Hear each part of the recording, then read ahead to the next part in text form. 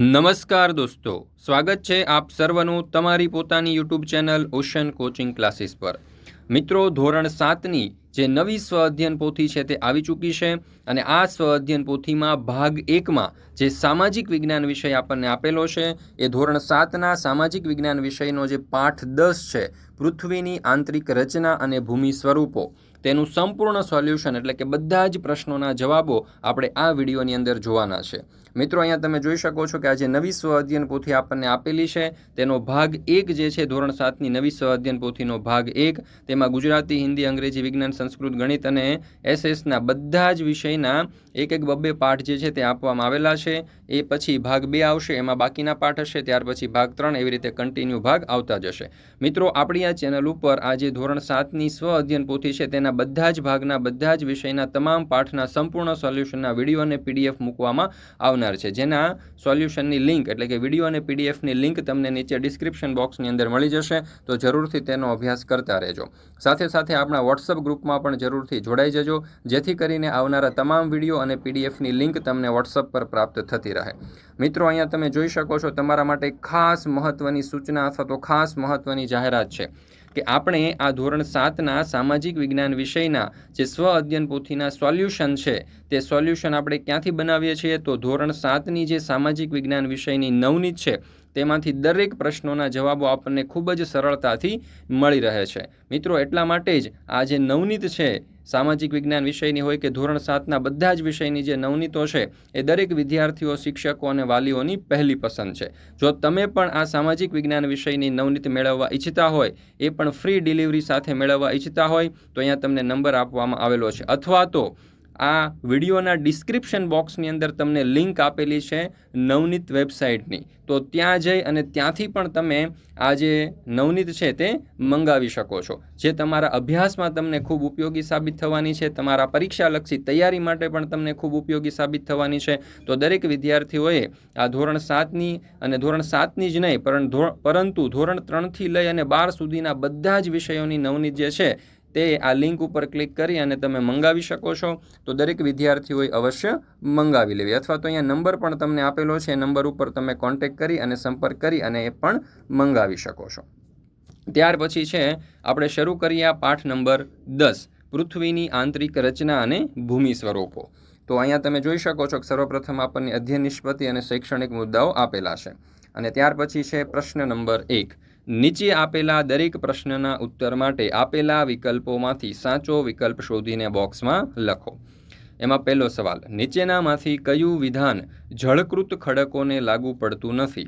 તો અહીંયા તમે જોઈ શકો છો કે આપણને 4 વિકલ્પો આપેલા છે, એમાંથી સાચો જવાબ આવશે આપણો વિકલ્પ સી, આ નિક્ષેપિત ખડક દબાય અને નક્કર બની ખડકના સ્તર બનાવતું નથી। ત્યાર પછી બીજો સવાલ, તાજમહેલ બનાવવા માટે કયા પ્રકારના ખડકો વપરાયા છે? તો એમાં જવાબ આવશે વિકલ્પ બી, રૂપાંતરિત ખડકો। ત્રીજું, ભૂકંપની સંભાવનાઓનું અનુમાન સામાન્ય પદ્ધતિથી નીચેનામાંથી કઈ રીતે થઈ શકતું નથી? તો એમાં જવાબ આવશે વિકલ્પ ડી, મોરનું નૃત્ય કરવું। ત્યાર પછી ચોથો સવાલ, પૃથ્વી સપાટીનું ઉપલું સ્તર મુખ્યત્વે કયા ખનિજ તત્વોનું બનેલું છે? તો એમાં જવાબ આવશે વિકલ્પ એ, સિલિકા અને એલ્યુમિના। ત્યાર પછી પાંચમું, નીચેનામાંથી કયું વાક્ય હિમનદીને લાગુ પડતું નથી? તો જવાબ આવશે વિકલ્પ બી, હિમનદી દિવાલ જેવા સ્વરૂપ સ્ટેકનું નિર્માણ કરે છે। ત્યાર પછી પ્રશ્ન નંબર 2, યોગ્ય શબ્દ વડે નીચેના વિધાનોની ખાલી જગ્યા પૂરો। મિત્રો, અહીંયા તમે જે પ્રમાણેનું સોલ્યુશન જોઈ રહ્યા છો, એકદમ કલરફુલ ફોન્ટની અંદર છાપેલા અક્ષરોની અંદર અને એકદમ તમને આકર્ષક લાગે એવું જે સોલ્યુશન છે એવું તમને બીજી કોઈ ચેનલ ઉપર મળવાનું નથી। ફક્ત અને ફક્ત આપણી ચેનલ ઉપર જ તમને આ પ્રકારનું સોલ્યુશન મળી રહેશે, અને સાથે સાથે એની પીડીએફ પણ તમે મેળવી શકશો। તો જરૂરથી આપણી ચેનલ સાથે જોડાયેલા રહેજો અને આ સમગ્ર સોલ્યુશન જે છે તેનો અભ્યાસ કરતા રહેજો। જો ખાલી જગ્યા પૂરવાની છે, અહીંયા એમાં પહેલો સવાલ, અનાજ પીસવા માટે ખાલી જગ્યા પથ્થરનો ઉપયોગ થાય છે, તો ગ્રેનાઇટના। બીજું, ભૂકવચ નીચે જે સ્થાને કંપનની શરૂઆત થાય છે તેને ખાલી જગ્યા કહે છે? તો અહીંયા જવાબ આવશે ઉદ્ગમ કેન્દ્ર। ત્રીજું, પૃથ્વીનું સૌથી આંતરિક સ્તર ખાલી જગ્યા નામે ઓળખાય છે, તો ભૂગર્ભ। ચોથું, સમુદ્ર મોજાના ઘસારણથી દિવાલ જેવા રચાતા સ્વરૂપને ખાલી જગ્યા કહે છે? તો જવાબ આવશે સ્ટેક। પાંચમું, પવનની ગતિ ઘટતા માટીના કણ જમીન ઉપર પથરાય તેને ખાલી જગ્યા કહે છે? તો જવાબ આવશે ઢૂવા। ત્યાર પછી પ્રશ્ન નંબર 3, બંધ બેસતા જોડકા રચો। એમાં ચીકણી માટી તો એને આપણે જોડીશું વિકલ્પ સી સાથે, એટલે કે સ્લેટમાં રૂપાંતરણ. પવનનું કાર્ય તો એને જોડીશું ઈ, એટલે કે રેતીના ઢુવા સાથે. જીવાશ્મી એને જોડીશું બી, એટલે કે જળકૃત ખડકો સાથે. ગ્રેનાઇટ એને આપણે જોડીશું એ, અગ્નિકૃત ખડકો સાથે. મિત્રો, ધોરણ 3 થી 8ની જે આ નવી સ્વ અધ્યયન પોથી આવેલી છે તેના બધા જ ભાગના તમામ વિષયના સંપૂર્ણ પાઠ જે છે તેમના સોલ્યુશનનો વિડીયો અને પીડીએફ આપણી આ ચેનલ ઉપર મૂકવામાં આવે છે. આ પીડીએફ મેળવવા માટેની લિંક તમને નીચે ડિસ્ક્રિપ્શન બોક્સની અંદર મળી જશે. જરૂરથી તેનો અભ્યાસ કરી લેજો. સાથે સાથે આપણા વોટ્સઅપ ગ્રુપમાં પણ જરૂરથી જોડાઈ જજો, જેથી કરીને આવનારા તમામ વિડીયો અને પીડીએફની લિંક તમને વોટ્સઅપ પર પ્રાપ્ત થતી રહે. મિત્રો, અહીંયા તમે જોઈ શકો છો કે તમને એક નંબર પણ આપવામાં આવેલો છે. નંબર ઉપર કોન્ટેક્ટ કરી સંપર્ક કરીને પણ તમે સોલ્યુશન અથવા તો પીડીએફ મેળવી શકો છો, અથવા તો પ્લે સ્ટોર ઉપર જઈને આપણી એપ્લિકેશન છે ઓશન કોચિંગ ક્લાસીસ, તે ડાઉનલોડ કરી અને ત્યાંથી પણ તમે મેળવી શકો છો. તો દરેક વિદ્યાર્થીઓએ અવશ્ય મેળવી લેવી.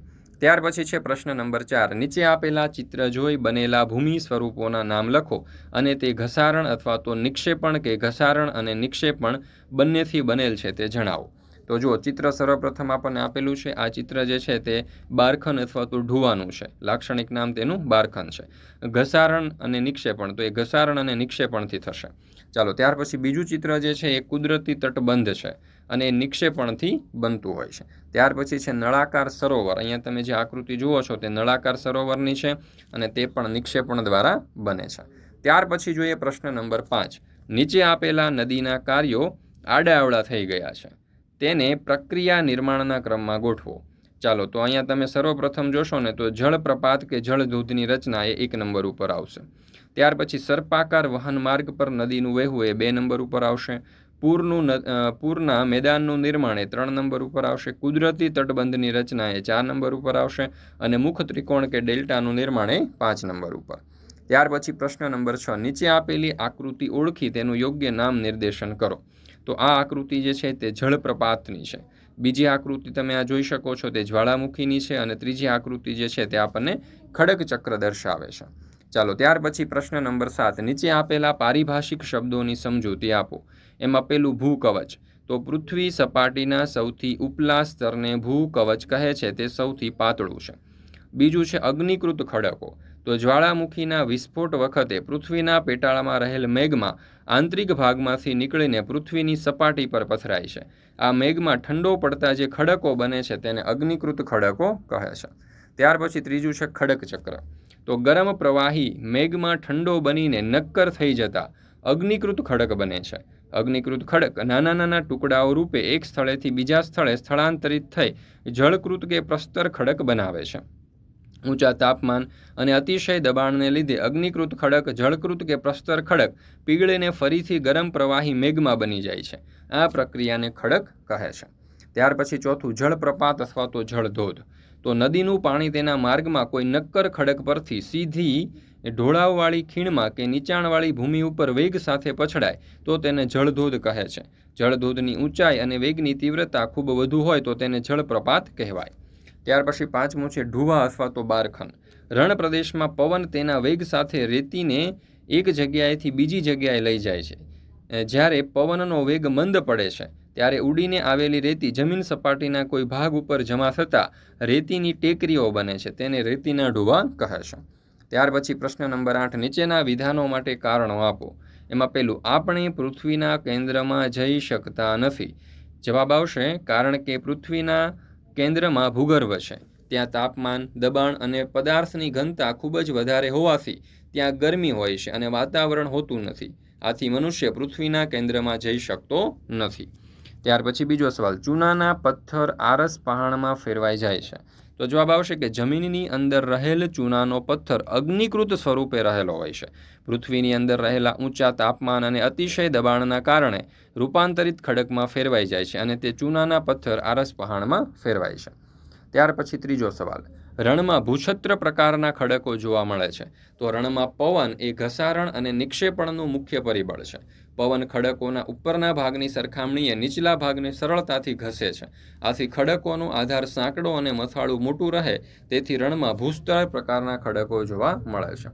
ચોથો સવાલ, સમુદ્રી ગુફાઓ સ્ટેકમાં ફેરવાય છે. તો આ સમુદ્રી ગુફાઓના મોટા થતા જવાથી માત્ર છત જ રહે છે. જેનાથી તટીય કમાન બને છે. સતત ઘસારણ છતને પણ તોડી નાખે છે અને ફક્ત દિવાલો રહે છે. આ કારણે સમુદ્રી ગુફાઓ સ્ટેકમાં ફેરવાય છે. 5મો સવાલ, પૂરના મેદાનો ખૂબ જ ફળદ્રુપ હોય છે. તો નદી જ્યારે કિનારાથી બહાર વહેવા લાગે ત્યારે નજીકના વિસ્તારમાં કાંપ અને અન્ય પદાર્થોનું નિક્ષેપણ કરે છે. તેનાથી પૂરના મેદાન બને છે. તે ખૂબ જ ફળદ્રુપ હોય છે, કેમ કે તેમાં કાંપ અને બીજા પદાર્થો હોય છે. ત્યાર પછી પ્રશ્ન નંબર 9, માંગ્યા મુજબ પ્રવૃત્તિ કરો.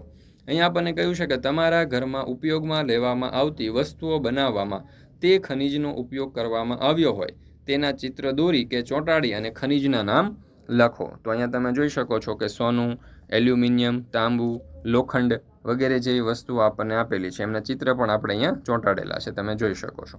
ત્યાર પછી બીજો સવાલ, પૃથ્વીની આંતરિક રચનાની આકૃતિ દોરો. તો અહીંયા તમે જોઈ શકો છો પૃથ્વીની આંતરિક રચના કંઈક આ પ્રમાણે બનાવી શકાય. આ આંતરિક ભૂગર્ભ છે, આ બાહ્ય ભૂગર્ભ છે, આ મેન્ટલ છે અને ઉપરનો પોપડો છે.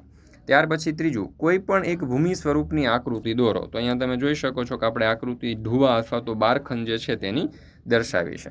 ત્યાર પછી છે ચોથું, પ્રોજેક્ટ વર્ક આપણને અહીંયા આપેલું છે અને અહીંયા તમે જોઈ શકો છો આ રીતે અધ્યયન નિષ્પત્તિ અને એનું મૂલ્યાંકન આપણને આપેલું છે.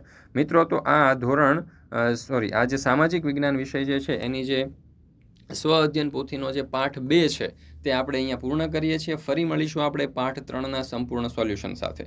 મિત્રો, આ વિડીયો તમારા દોસ્તો, મિત્રો, સગા સંબંધીઓ સુધી અવશ્ય શેર કરજો. જો આ વિડીયો તમને પસંદ આવ્યો હોય તો લાઇક કરવાનું, તમારા મિત્રો સાથે શેર કરવાનું અને સરસ મજાની કોમેન્ટ આપવાનું ભૂલશો નહીં. આપણી આ ચેનલ ઉપર ધોરણ 7ની બધી જ સ્વ અધ્યયન પોથીઓ જે છે, એટલે કે બધા જ વિષયની જે સ્વ અધ્યયન પોથી છે તેમના સંપૂર્ણ સોલ્યુશનના વિડીયો અને PDF મૂકવામાં આવે છે, જેની લિંક તમને નીચે ડિસ્ક્રિપ્શન બોક્સની અંદર મળી જશે. તો જરૂરથી તેનો અભ્યાસ કરી લેજો.